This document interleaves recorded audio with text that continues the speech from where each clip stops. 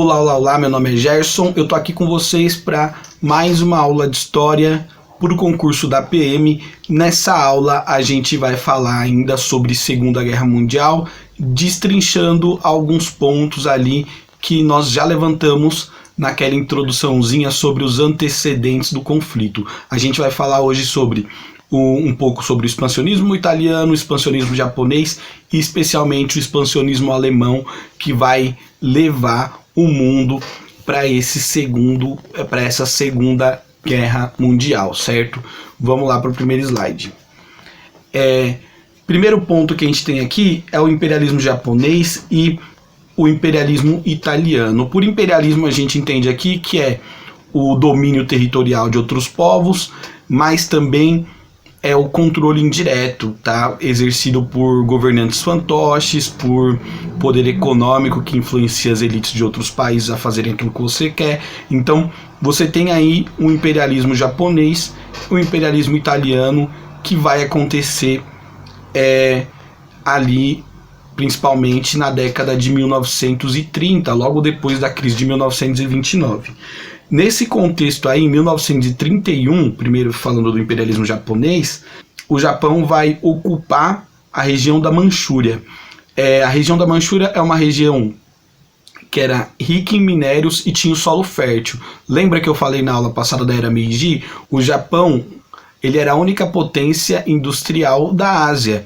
Então ele precisava desses minérios, ele precisava de combustíveis fósseis e ele precisava o Japão é composto por pequenas ilhas, né? Ele precisava de uma extensão maior territorial para trabalhar, por exemplo, a agricultura, e viu a região da Manchúria, que fica entre a China e a Rússia, viu nessa região um lugar fácil de ser atacado e dominado. Historicamente a região da Manchúria já foi um palco de guerras, foi o palco da guerra russo-japonesa, né, que é conhecida como a Guerra da Manchúria, né, que ocorreu em 1905, em que o Japão derrotou a Rússia. Mas o que é importante saber daqui? Quando o Japão invade um território fronteiriço entre China e Rússia, ele vai estar um território que também interessava a Rússia, inclusive a Rússia nesse caso já a Rússia soviética, a Rússia comunista. O Japão vai estar despertando uma velha rivalidade. Tem um gatilho aí, né?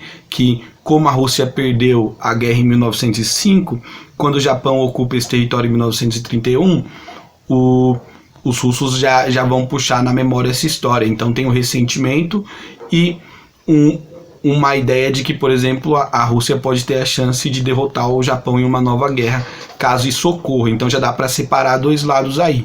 A partir do momento que o Japão invade a Manchúria, ele já vai criar um inimigo, que é a Rússia, e como a gente vai ver ali em 1937, o Japão atacou e ocupou a China.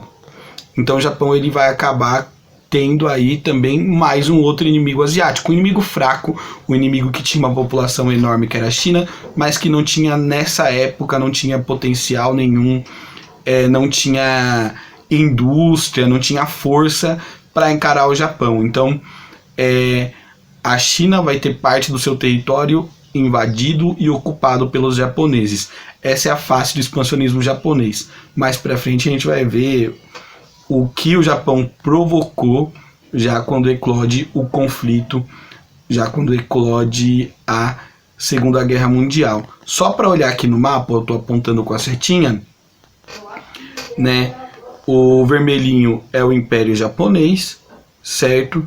E aqui a região da Manchúria, né? Esse verde e esse vermelhinho aqui invadido pelos japoneses, tá? Você vê que tem a China aqui embaixo, e se esse mapa tivesse mais aberto, a gente ia perceber também que a Manchúria está próxima da Rússia.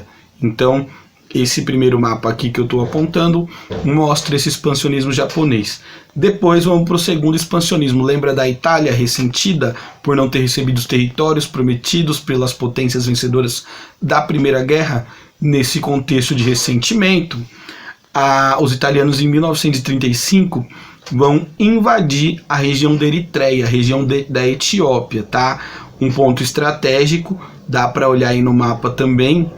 Tá, ó, a Eritreia está aqui, próxima ao Mar Vermelho. Como a gente pode ver aqui, a Itália toma a região da Eritreia, que é uma região aqui da Etiópia, certo? Próximo ao Mar Vermelho, próximo ao Canal de Suez, que é uma ligação estratégica entre a Europa e a Ásia, certo? Então, a gente está percebendo aqui que tem uma movimentação desses países no sentido de ocupar territórios que não são deles. Isso vai gerar um burburinho na época. Logo depois da Primeira Guerra foi criada a Liga das Nações. A Liga das Nações é uma proto, né? É uma pré-ONU. Ela foi criada com o objetivo de evitar que outros conflitos grandes como a Primeira Guerra ocorressem. No entanto, a Liga das Nações já nasce sem os Estados Unidos e sem alguns grandes países da Europa. Ela não tem ou não tinha a força que a ONU tem nos dias de hoje. E o que ocorre ali, eu vou dar uma lidinha no slide de boa, se eu olhar aqui para o lado você não liga, tá? A Liga das Nações proibiu seus países membros de comerciar com a Itália. E aí, que efeito tem essa medida? Vamos lá, a Itália fez uma coisa que os países consideraram temerárias e que poderia provocar um grande conflito, que não fosse do interesse da Grã-Bretanha ou da França, por exemplo. A Liga das Nações decide que os seus países membros não podem comerciar com a Itália. Os Estados Unidos, que era a maior potência econômica da época, não fazia parte da Liga das Nações. Então, você proibir que os países membros da Liga fizessem comércio com a Itália não tinha o efeito econômico desejado, não exercia uma pressão verdadeira sobre os italianos, porque eles continuavam livres para comprar e vender da maior potência mundial, que era os Estados Unidos. É isso, a medida tomada pela Liga das Nações não tem efeito, tá? E a Itália continua recebendo matérias-primas, petróleo e carvão mineral para suas indústrias dos Estados Unidos. Na questão do Japão, eu pulei, né, o que a Liga das Nações faz. A Liga das Nações contra o Japão faz absolutamente nada. Por que a Liga das Nações não faz nada contra o Japão? É de se pensar, o Japão estava invadindo a Manchúria, que estava próxima à China, que era fraca naquela época, não era a potência mundial que é hoje, e próxima à União Soviética. Então, a União Soviética comunista pouco interessava para as potências capitalistas, tá?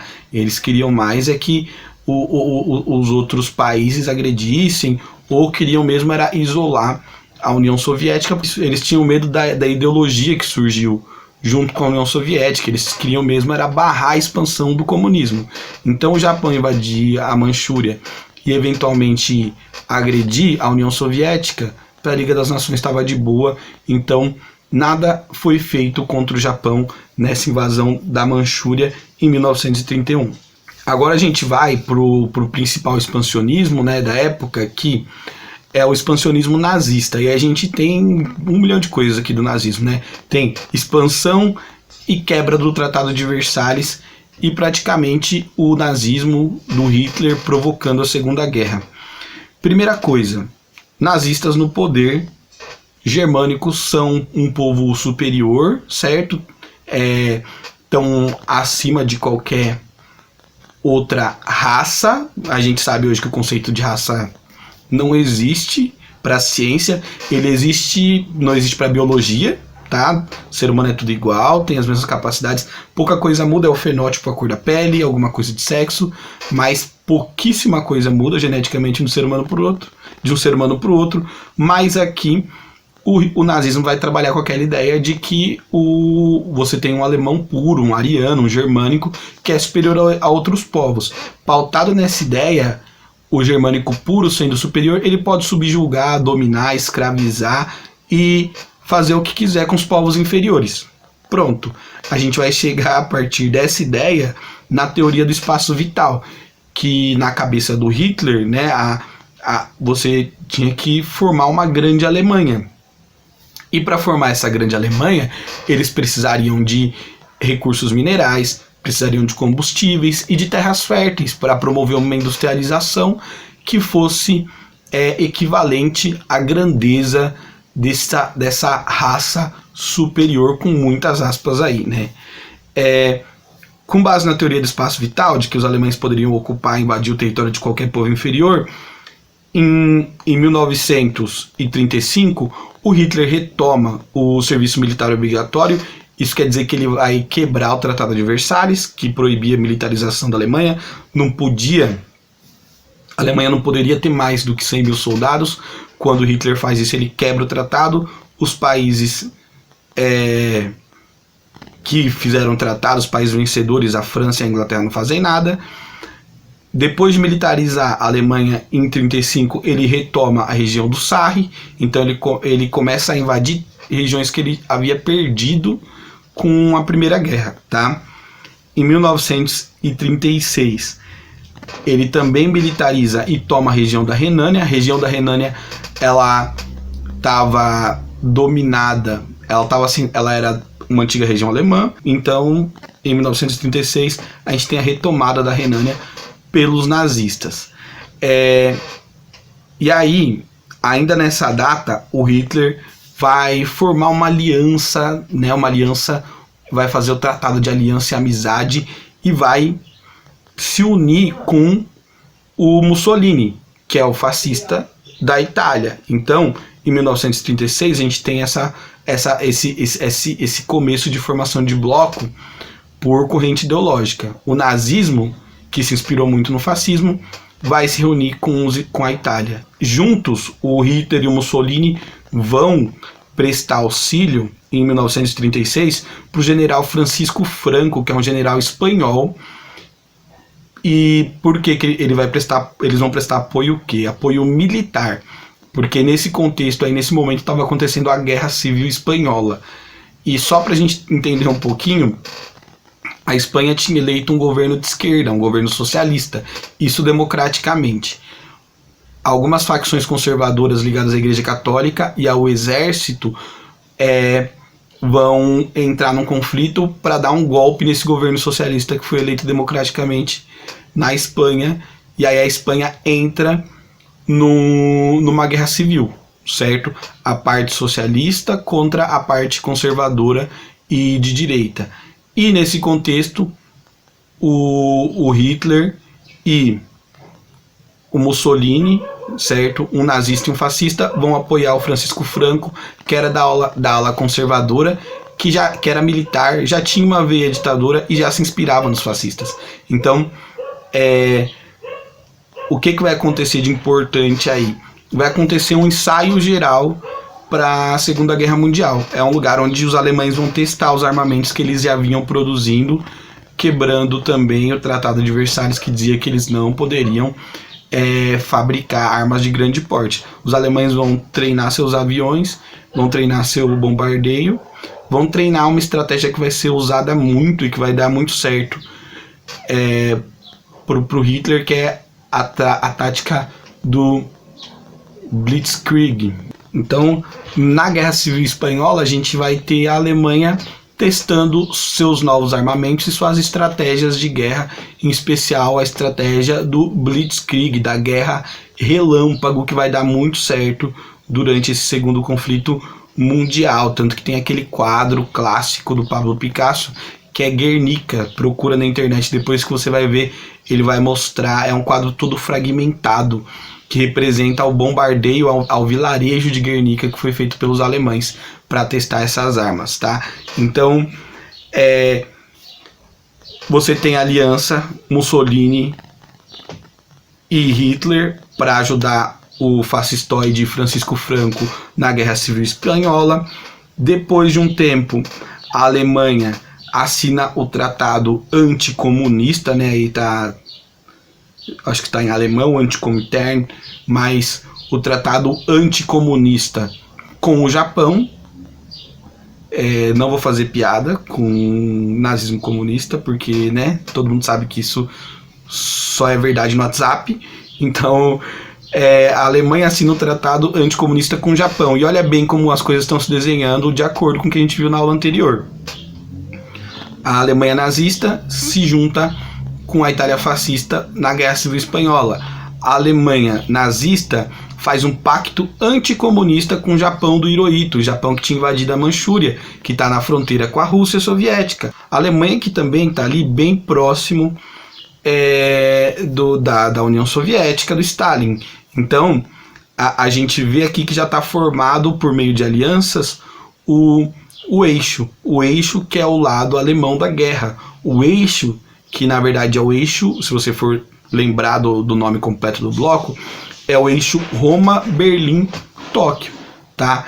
Essa é a tríade principal da Segunda Guerra Mundial que vai estar do lado do fascismo, que é eixo Roma, Itália, né? Berlim, Alemanha, Tóquio, Japão. Não é La Casa de Papel. É eixo Roma, Berlim, Tóquio, para representar esses três ditadores fascistas que são o Hitler, o Mussolini e o Hirohito, tá? Em 1936, ou seja, 3 anos antes da eclosão da Segunda Guerra Mundial, ele já tinha um bloco formado, já tinha uma série de tratados assinados de ajuda econômica, política, mas especialmente de união em caso de guerra, né? Tratados de apoio militar. Continuando a expansão nazista e a quebra do Tratado de Versalhes, em 1938, a Alemanha anexa a Áustria. E aí a gente tem que entender o seguinte: a Alemanha não precisou nem de arma para anexar a Áustria. O Hitler é de origem austríaca, a Áustria tem um povo de origem germânica e 90% da população apoiou o domínio da Áustria pela Alemanha. Mais uma vez, a Liga das Nações não faz nada e o povo austríaco está do lado do invasor nesse caso, o que é mais difícil ainda. Depois de invadir a Áustria, o Hitler passa a exigir os Sudetos, que é uma região ocupada por povos germânicos, mas que estava sob o domínio da Tchecoslováquia. Mas dentro da região dos Sudetos você tinha 3 milhões de alemães. Então é um caso muito parecido com o da Renânia. Então Hitler vai exigir os Sudetos, região que já tinha 3 milhões de alemães, e mais pra frente vai acabar ocupando os Sudetos, mas não vou dar spoiler, apesar do slide já estar falando, né, gente? Em 1938, você tem a Conferência de Munique. Conferência de Munique que tinha quais países? Inglaterra, França, Itália e Alemanha. O que foi debatido na Conferência de Munique se o Hitler poderia ou não ficar com os Sudetos. Os Sudetos, que era uma parte do território da Tchecoslováquia. Estranho, né? Eles fizeram uma conferência para decidir se a Tchecoslováquia ia perder ou não o território para a Alemanha nazista e não convidar a Tchecoslováquia, tá? E ficou decidido o quê? Na Conferência de Munique, que o Hitler poderia tomar os Sudetos da Tchecoslováquia. Mas esse tratado é mais estranho ainda, porque uniu todas as potências da época, as chamadas democráticas, França e Grã-Bretanha, as denominadas fascistas, como a Alemanha e a Itália, e eles decidiram sobre o futuro da Tchecoslováquia, que perdeu os Sudetos para o Hitler. Só para já dar um spoiler e acabar com a questão da Tcheca, em 1939, um ano depois da conferência deixar o Hitler anexar os Sudetos, ele acaba invadindo e tomando todo o território da Tchecoslováquia. Então, o Hitler está expandindo, ele está dominando territórios. E por que as potências da época não fazem nada? Por que a Liga das Nações não faz nada? Por que a Inglaterra não faz nada? Por que a França não faz nada? Por que os Estados Unidos não fazem nada? Por que esses países não fizeram nada? Se a gente for pensar no caso dos Estados Unidos, existia uma política de neutralidade desde a Primeira Guerra. Tá? A Primeira Guerra você teve poucos soldados americanos, mas ficou uma impressão muito negativa para o povo estadunidense, de que eles mandaram 300 mil americanos para a Primeira Guerra para morrer, e no fim essa morte foi para defender o interesse de meia dúzia de capitalistas, meia dúzia de ricos. Assim, a gente vai mandar então nossos soldados pobres para morrer em nome do crescimento econômico dos ricos. Então tinha esse pensamento dos Estados Unidos de neutralidade e de não se envolver mais em conflitos europeus. Então os Estados Unidos estava lá resolvendo as questões da crise de 29, tentando se recuperar economicamente e sem vontade, sem ímpeto nenhum de se envolver em problemas europeus, porque isso era impopular. O povo não queria, o Congresso não queria, pouquíssima gente era a favor de que os americanos entrassem num conflito ou arbitrassem as questões europeias, tá? Porque já tinha dado errado em 1918. Quanto às potências europeias, especialmente a Grã-Bretanha e a França, existia a política do apaziguamento. O que era a política do apaziguamento? Eles também não queriam um conflito de grandes proporções. A Primeira Guerra foi traumática, deixou 14 milhões de mortos, 20 milhões de sequelados, mutilados pelo conflito. Eles nem bem tinham se recuperado da Primeira Guerra. A geração que participou da Primeira Guerra ainda estava viva, carregando esses traumas. Então, existia uma ideia da França e da Grã-Bretanha de não se envolver em um conflito mundial novo. Então, era melhor deixar o Hitler ocupar os territórios que ele queria do que entrar numa guerra agora. E aí tem o motivo ideológico, que eu acho que é o mais legalzinho de todos. Legal? Eu posso falar legal? Não sei se eu posso falar legal. Mas enfim, o nazismo, ele formava uma barreira antissoviética. O nazismo, ele era considerado pela Grã-Bretanha e pela França como uma barreira natural contra a expansão do comunismo.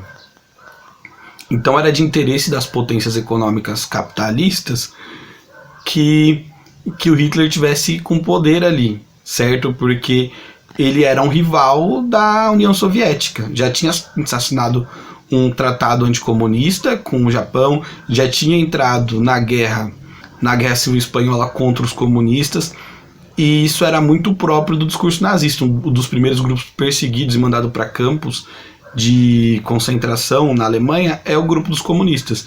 Então ele era considerado uma barreira ideológica contra a expansão comunista. Por isso também as potências europeias não fizeram nada com relação à expansão do Hitler e esse processo que ele teve de dominar o território de outros países. A gente vai ver que isso dá errado, certo? Vamos seguir, que senão essa aula vai ficar gigantesca. Eu já vi que ela tá grande ali. Estopim da Primeira Guerra, certo? O que vai levar à Primeira Guerra? O estopim, porque a gente está falando dos antecedentes, a gente está enchendo aí a bomba de pólvora, mas o que vai provocar a guerra de fato, eu vou tentar correr com esse slide para essa aula não ficar muito grande. No mês 8 ali, no mês de agosto de 1939, o Hitler e a Alemanha nazista assinam um tratado com Stalin e com a União Soviética comunista. É um tratado de aliança, paz e amizade? Não.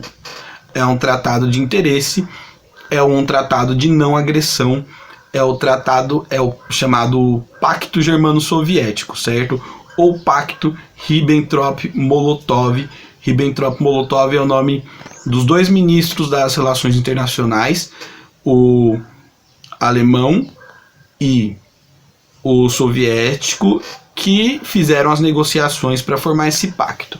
O que dizia o Pacto Germano-Soviético? Dizia que nem a Alemanha e nem a União Soviética entrariam em guerra ou invadiriam o território uma da outra. Além disso, eles dividiram a Polônia. A gente vai entender depois.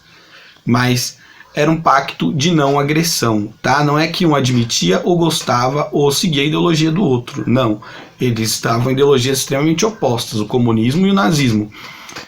Mas isso era importante para a União Soviética, porque ela não se sentia forte o suficiente para entrar em um confronto com a Alemanha, que vinha se desenvolvendo industrialmente, aumentando o exército e desenvolvendo armas à torta e direito, certo? O que vai fazer a Alemanha sair do buraco e das crises econômicas é a indústria, especialmente a indústria bélica. Então o Stalin tinha essa consciência de que os alemães vinham fortes e não queria entrar numa guerra com a Alemanha. E o Hitler, ele continuava com a sanha dele expansionista. Ele já tinha dominado parte da Áustria, já tinha retomado os Sudetos, já tinha tomado a região do Sarre, já tinha invadido a Tchecoslováquia. O Hitler, ele tinha a intenção de invadir a Polônia. E as potências capitalistas, já, né, a França e a Inglaterra especialmente, já tinham dito para o Hitler não invadir a Polônia. Tá? O Hitler tinha perdido teve que abrir um buraco no território alemão para dar uma passagem para o mar para a Polônia. E ele queria invadir a Polônia. Só que a Polônia também era de interesse dos soviéticos. Então tinha essa questão. Hitler invadir a Polônia podia significar entrar em um conflito com a Rússia e ao mesmo tempo entrar em um conflito com a Inglaterra e com a França. Então o Hitler vai fazer o quê? Vai fazer o Pacto Germano-Soviético, o Pacto de Ribbentrop-Molotov, o Pacto de não agressão com a Rússia. E nesse pacto eles já partilharam a Polônia. Com isso, o Hitler sabia que podia invadir a Polônia e que ele não ia ter que guerrear com os russos. Ele ia guerrear, portanto, só em uma frente. Se alguém entrasse em conflito com ele, ia ser na frente ocidental, ia ser pro lado da França e da Inglaterra. Contra a França e a Inglaterra dá para segurar uma guerra. Agora, se ele tivesse que segurar uma guerra contra a França e a Inglaterra de um lado e a Rússia do outro, ele ia ter que dividir tropas, dividir armamentos e a logística ia ser muito difícil. Então, o Pacto Germano-Soviético é essencial e é engraçado porque nele as potências capitalistas caem do cavalo, né, a princípio, porque eles achavam que o Hitler ia servir como uma barreira de expansão ao comunismo e no fim o comunismo e o nazismo meio que fizeram um pacto de não agressão que vai levar as potências capitalistas a um conflito direto com o nazismo, coisa que eles não queriam. E aí o que acontece? No dia 1º de setembro, uma semana após a assinatura do pacto de não agressão germano-soviético, a Alemanha e a Rússia invadiram a Polônia. A Polônia era protegida da Grã-Bretanha. A Grã-Bretanha, em 3 de setembro, declara a guerra à Alemanha e está iniciado aí a Segunda Guerra Mundial. Nas próximas aulas a gente vai falar sobre o desenvolvimento do conflito, as consequências e mais um monte de coisa. Bons estudos e até mais.